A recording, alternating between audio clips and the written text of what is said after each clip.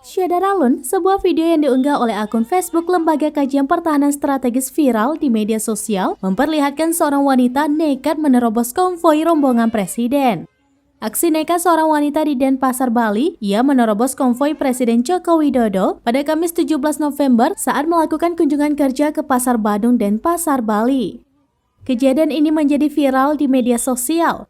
Peristiwa tersebut terjadi saat mobil Presiden Joko Widodo melintas di Jalan Tamrin, Denpasar. Seorang wanita yang menggunakan kemeja putih dan celana biru terlihat mendekati dan menerobos tim pengamanan mobil Joko Widodo. Bahkan wanita tersebut berani meletakkan tangannya di kaca jendela tepat di sebelah Presiden Jokowi yang sedang duduk untuk bersalaman. Direktur Humas Polda Bali, Kombes Pol Stefanus Satake Bayu Setianto mengatakan perempuan tersebut tidak diproses lebih lanjut.